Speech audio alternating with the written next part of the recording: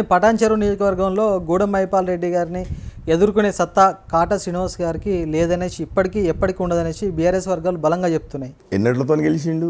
ఏమన్నా డిపాజిట్ కోల్పోయి అవతలైనా ఏమన్నా 1,00,000 ఓట్ల బడ్జెట్తో గెలిచిండా? కానులోట పోయి 3,500తో గెలిచిండు. 6,000 ఓట్లు, 6,000 చిల్లర ఓట్లు, 3,000, 3,500 అయితే నీకు ఈరోజు కాటా శ్రీనివాస్ కూడా ఎమ్మెల్యే. ఆ 11 రోజులల్లో 3 నెలల సంది బీఫామ్ ఇచ్చేసి నిన్ను తిరుగుమని చెప్తే గా పరిస్థితి నీది. 11 రోజులలో నా పార్టీ నాకు బీఫామ్ ఇచ్చి తిరిగితే నాకు 1,00,000 ఓట్లు. మరి ఎవరు గొప్పతనం ఇది? ప్రజల ఆదరణ ఎవరుకున్నట్టు?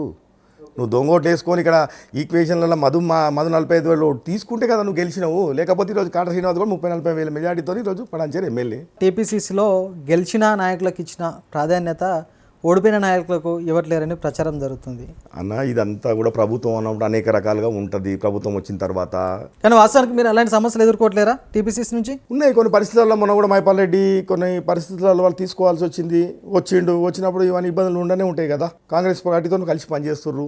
అలాంటి పరిస్థితులు వచ్చినప్పుడు అలాంటప్పుడు ఆ నియోజకవర్గాల కార్యకర్తలు కానీ ఉన్నటువంటి ప్రత్యర్థులు, నిలబడ్డోళ్ళు, ఇన్ఛార్జీలు ఇబ్బందులు పడతారు కదా కామన్గా.